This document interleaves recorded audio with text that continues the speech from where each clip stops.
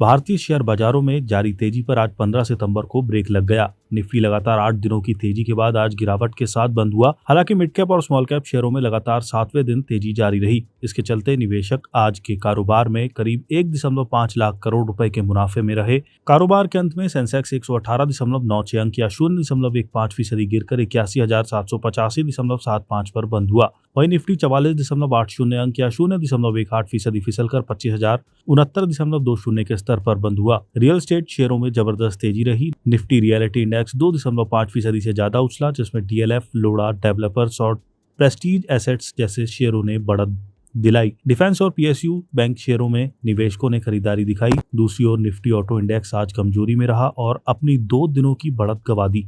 Benchmark index भले ही लाल निशान पर बंद हो, लेकिन ब्रॉडर मार्केट्स ने बेहतर प्रदर्शन किया।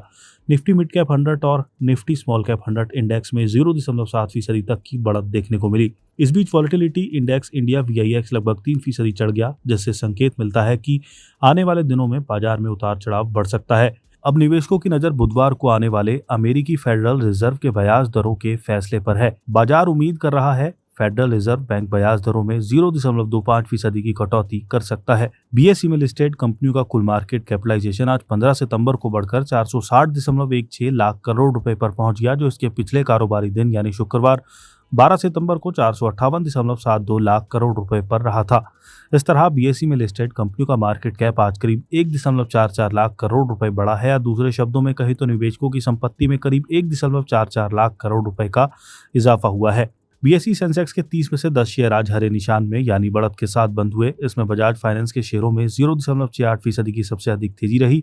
इसके बाद Eternal, UltraTech cement, Larsen and Toubro और रिलायंस इंडस्ट्रीज के शेयर 0.32% से लेकर 0.58% की बढ़त के साथ बंद हुए। वहीं सेंसेक्स के बाकी 20 शेयर लाल निशान में बंद हुए। इसमें भी महिंद्रा एंड महिंद्रा का शेयर 1.67% की गिरावट के साथ टॉप लूजर्स रहा। वहीं एशियन पेंट्स, इन्फोसिस, टाइटन और सन फार्मा के शेयरों में 0.85% से लेकर 1.66% तक की गिरावट देखी गई। 16 सितंबर को कैसी रह सकती है बाजार की चाल? जियोजीत इन्वेस्टमेंट्स के रिसर्च हेड विनोद नायर ने कहा कि फेड की बैठक से पहले निवेशकों ने सतर्क नजरिया अपनाया। इसके चलते बेंचमार्क इंडेक्सों में आज लगभग कोई बदलाव नहीं हुआ है।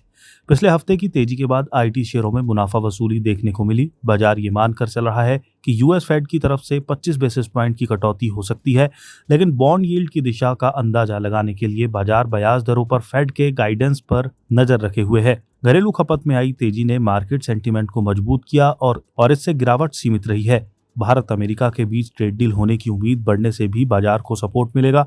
इसके साथ ही वित्त वर्ष 2026 की दूसरी छमाही में अर्निंग्स में सुधार होने की संभावना भी बाजार को बल देगी। इन्वासेट पीएमएस के बिजनेस हेड हर्षल दासानी ने कहा कि बेंचमार्क इंडेक्स की तुलना में स्मॉल कैप और मिड कैप इंडेक्स का बेहतर प्रदर्शन बाजार के लिए अच्छा संकेत है। उन्होंने कहा कि करेक्शन के दौर में निवेशक आमतौर पर सेफ्टी और लिक्विडिटी के लिए लार्ज कैप और इंडेक्स हैवी शेयरों को प्राथमिकता देते हैं।